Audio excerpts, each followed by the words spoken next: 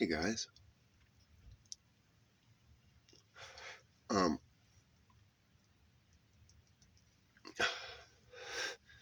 Thinking about the Earth and it being overcrowded in the morning. Um, it isn't, obviously. Uh, Not as little as I thought. I was led to believe, I guess. But I'm willing to admit when I was wrong. So we wouldn't all fit in one state comfortably with acreages, but we could easily fit in like a couple, three states or half a country. Um, and that's not just Canadians and Americans. That's the entire Earth. 8 billion people. We could all fit comfortably and like have property in like North America without using Canada. And really just the northern states, I would think. Because those are like the nicest climate. Or go to Asia and do the same, or Europe, and you could do the same thing. Just kind of right off the equator in that nice area, that belt. Um, it would be full of people then, that area, but the whole rest of the world would be empty. So, like, we could empty Africa. Totally. That would be a joke. Empty Australia. Totally. That'd be a joke. Um, and just amalgamate those people in. And not just push them into fucking our big stupid ass cities. We could do it so that give everybody a small farm, and not tiny, but small. Uh, if a family, like your grandparents, were given a farm, and they built a house on it, the neighbors all come together. They have a kid. Kid gets a little older. They build a second house on it. There's the kid's house, and then they have another kid, right? So they build a third house for that kid, and then the first kid is starting to have kids, married somebody and stuff. So they build the fourth house for those kids. Well, by that time, their grandparents, are getting pretty old.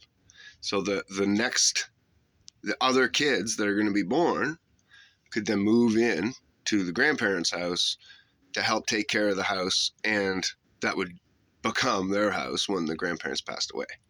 And the grandparents could easily retire and not have the whole house to take care of.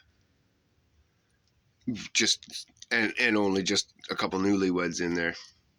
Now, you might have to figure it out to build like a littler house for the grandparents to go to, so that they don't have to listen to the kids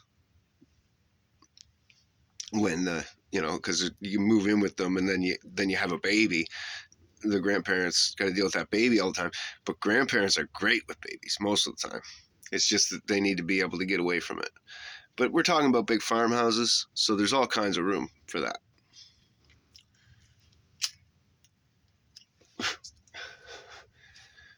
And and as long as everybody only had like 3 kids,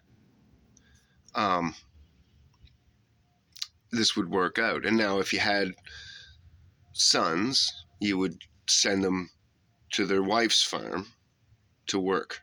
And if you had daughters, they would bring home new sons to work and to be the fathers of that generation or whatever, right? And if you had 3 daughters, well, you'd obviously have to move one out. And then, so what you would do there is, you had 3 daughters, you'd just call Dick down the road. Well, he had 3 sons. So his whole farm is empty. It's just him. So you say, all right, Dick, I'm going to have to somebody's got to live in these fucking 4 houses. You got this huge farm.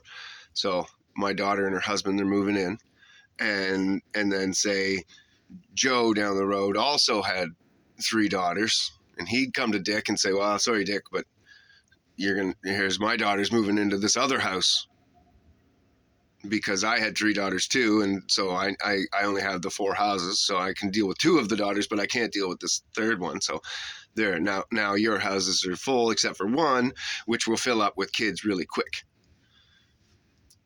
When all these daughters and sons start moving in, like, kids will grow up and fill into those houses really quick. You just got to maintain them for a few years while they're empty.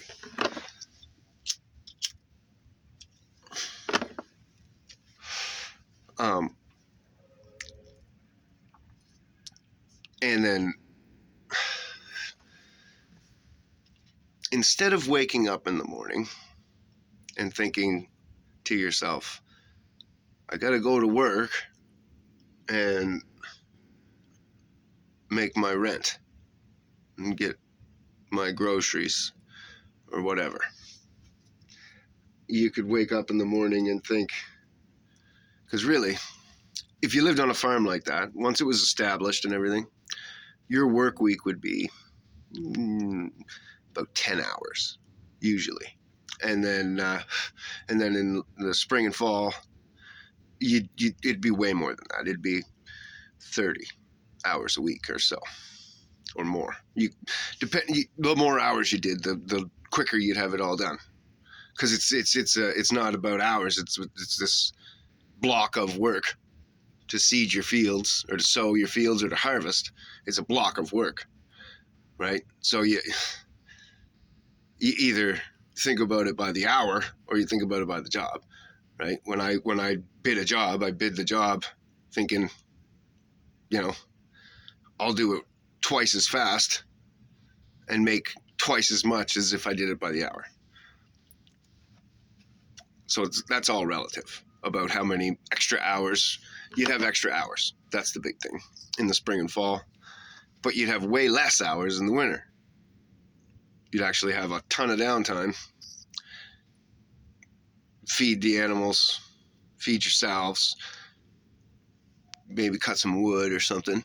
But your downtime would then all be to give your life improvements, like whatever, running water, or in the summer and stuff like that, you could actually, put water into your gardens all underground so that you could just flick a switch and not have to physically water your gardens, right? So then that's cutting down on your weekly work by exponential amounts. The more work you do to improve your farm, right?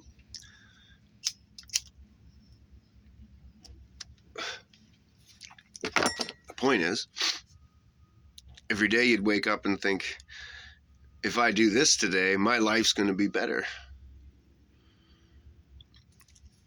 Or what can I do today to make my life better?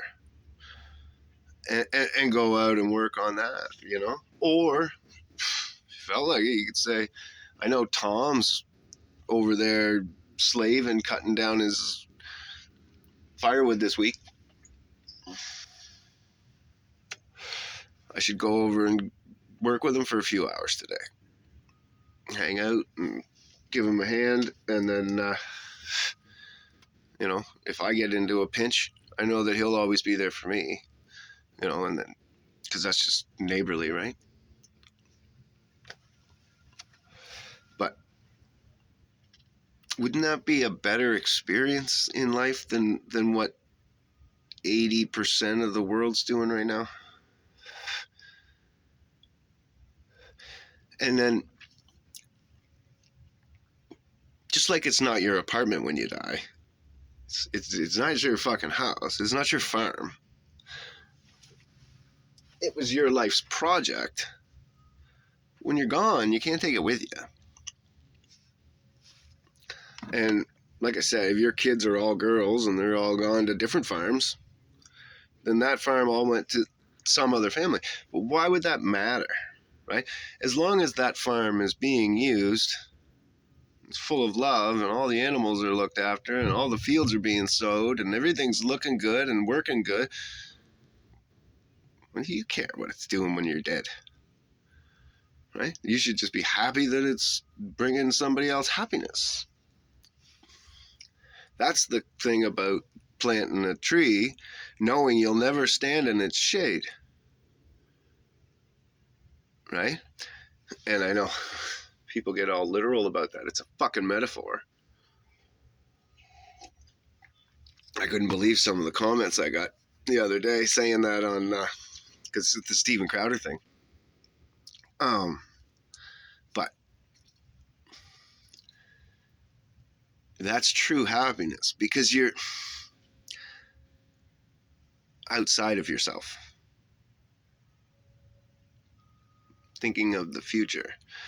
You're so outside of yourself that that man must be happy in life because his focus is other generations down the road.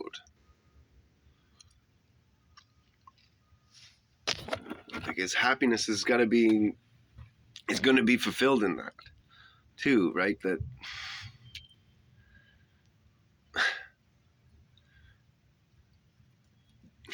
knowing that, like, well, somebody could come to that tree and pick an apple out of it, and that apple could, like, save their life. Could be just the thing they were looking for in this oasis or whatever, you know? Something that they could recognize as food if they were like a city person lost.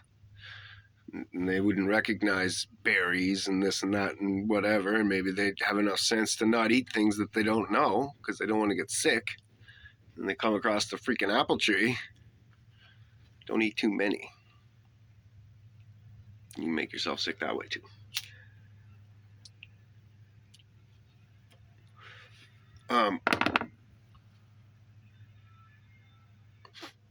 Even though you're dead and you're long gone, it's nice to think that your tree is going to do that someday, you know, or whatever, or that person's, you know, has been heat stroke and they need some shade somewheres. And look, lo and behold, somebody planted this oak tree 40 years ago. Or they're in a storm and somebody planted this fir tree and you're in a winter storm. You crawl underneath the branches, dry and warm. You can even chop a couple of the lower branches off, stick them back into the upper branches. Give yourself a nice big area that's all roofed in. Stay dry.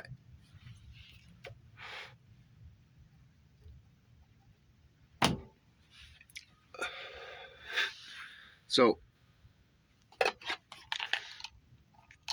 and that's why it's true happiness, because you're outside of yourself and thinking about future generations and stuff. It's hard to explain, but it is a truly happy thing to be, and it's truly happy to be in the moment of working on that and actually seeing it come to fruition a little bit, even if it's just like a scratch.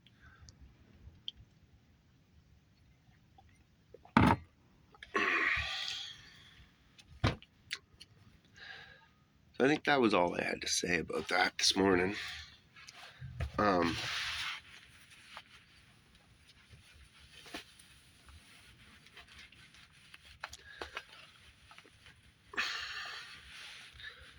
Yeah, I think it is. I have to go to work.